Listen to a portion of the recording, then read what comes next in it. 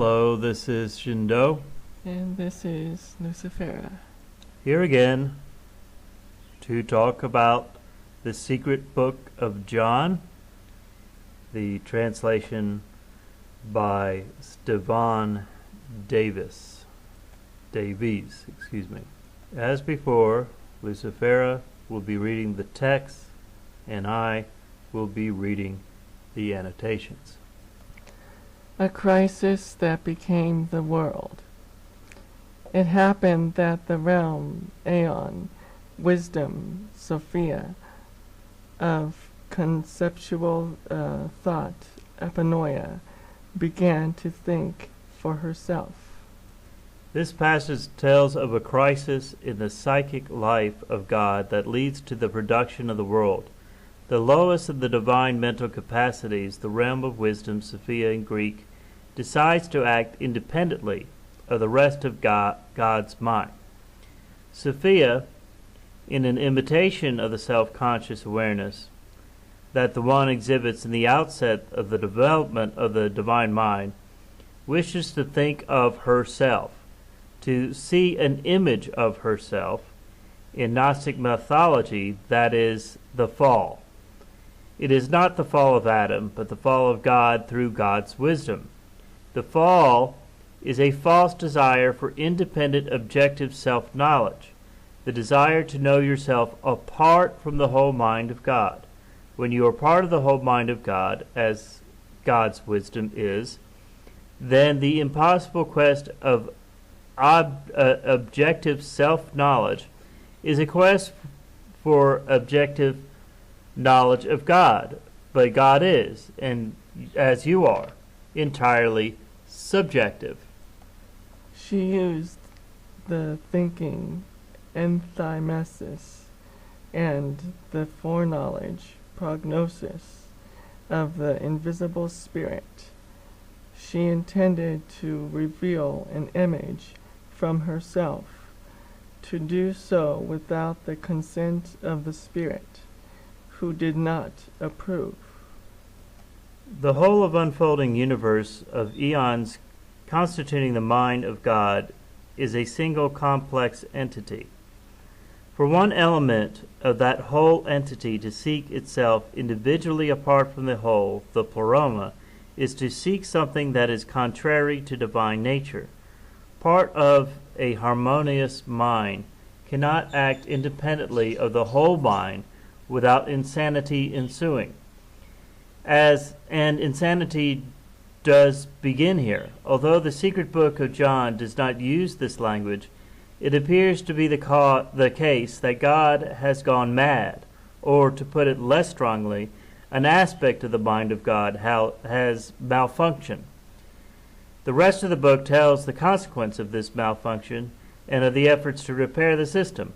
Divine madness receives psychotherapy. That is the history of this world.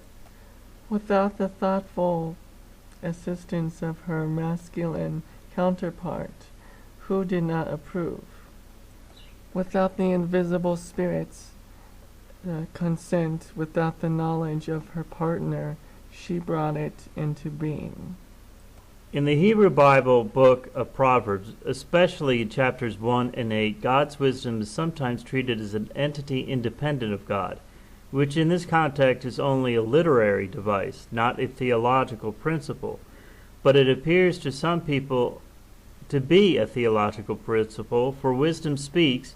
She travels down to the world to be received sometimes and rejected most of the time, and she assists God in creation.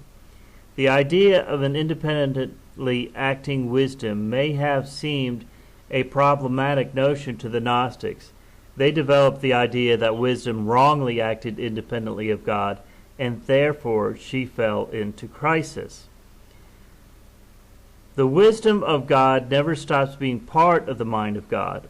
Accordingly, even though Sophia, wisdom, misconceives herself and thinks in an improper manner, not in accord with the rest of the divine mind, her thoughts take place nonetheless. What takes place in the mind of God is reality. Accordingly, because Sophia retains divine power, her thoughts become reality. The fact that a reality is sustained by the divine power means that if divine power is withdrawn, that reality will cease to exist. Sophia's power is what sustains our world. Its withdrawal is God's providential plan to ensure that all divine power will forever attain and remain in the fullness of God. Because she had unconquerable power, her thought was not unproductive. Something imperfect came out of her.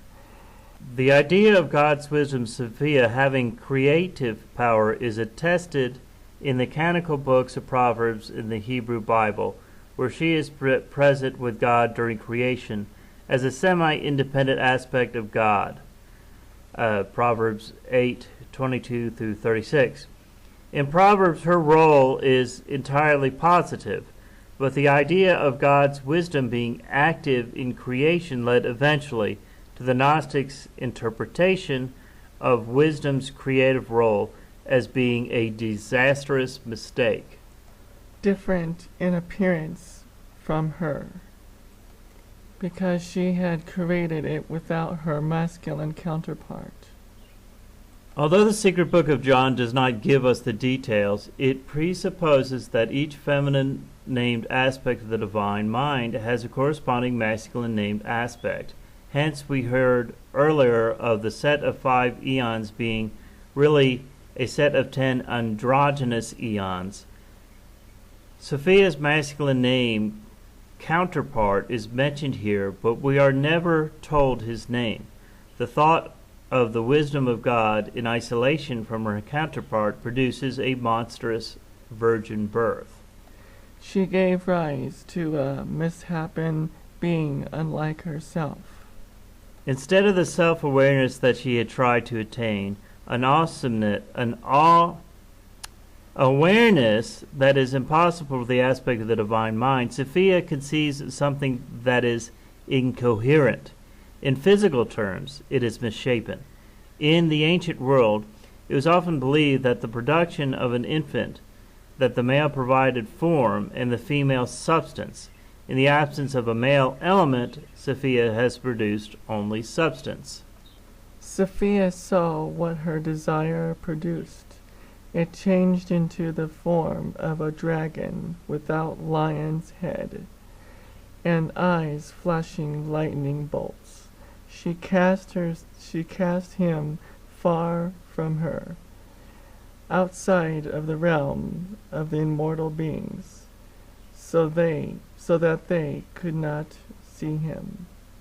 After its initial emergence as a misshapen mass, Sophia's inadequate and mistaken self-image takes on monstrous form. As it cannot persist in the realm of the divine mind, where Sophia properly belongs, she casts out of the realm.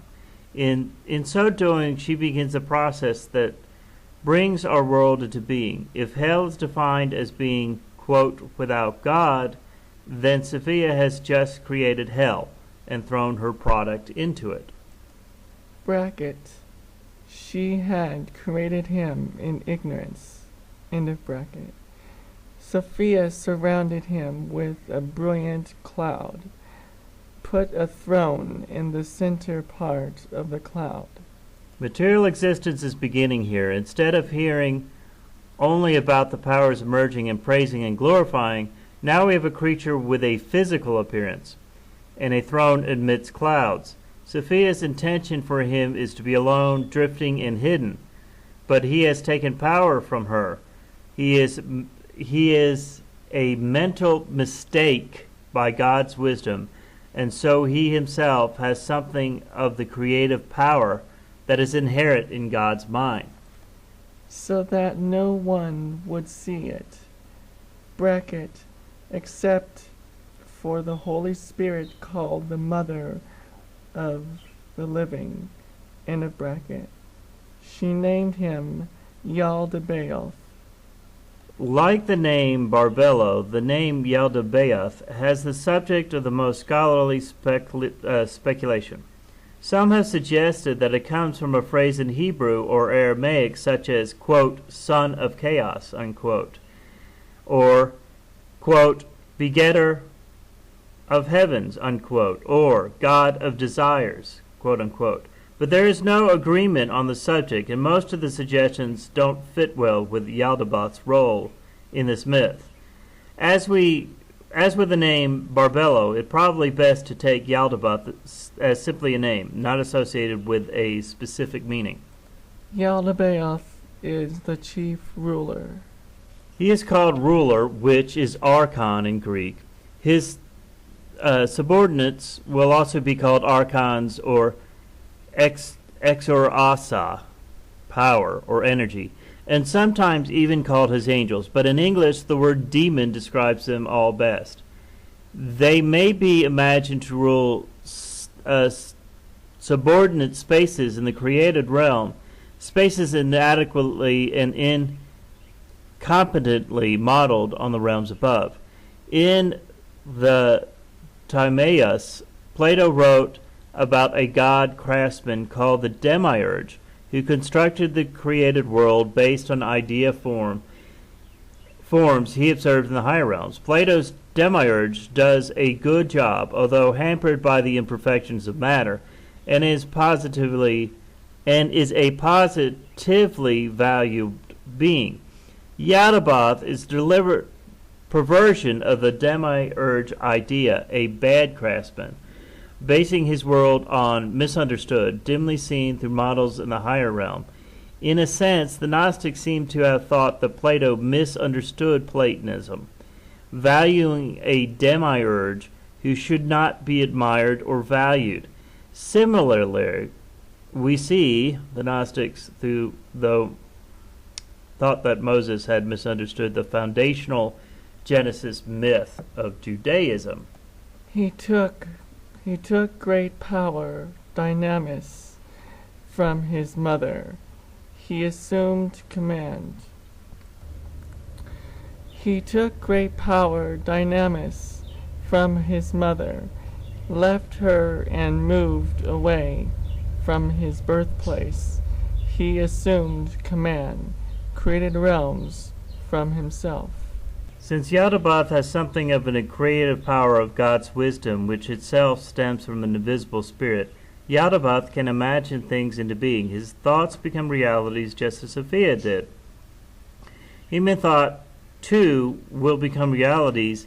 Either negative passions or divine spiritual intuitions will dominate, depending on the person who is thinking.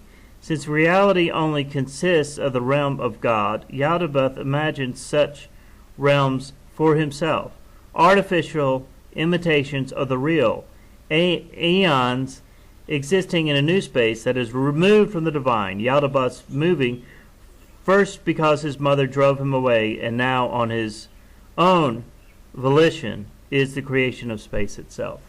With a brilliant flame that continues to exist even now. Here in this chapter we have a much better image of the wisdom aspect of God, the divine feminine Sophia. Due to her own wanting to see herself independent from this God nature, this universal mind, she created this entity we call the Demiurge, who is the creator of material things. Basic Gnostic idea here that matter in and of itself is essentially from a mistake started by Sophia and perpetuated by an entity you might call her son. This is the entity called the Demiurge. It is also the entity that is the God of the Old Testament.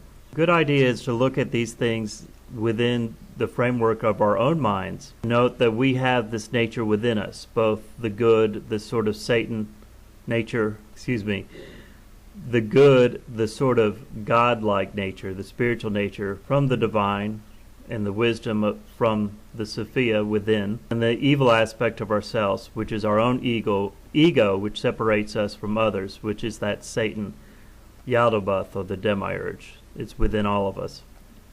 Again, this is ShiDo. And this is Lucifera. Signing off.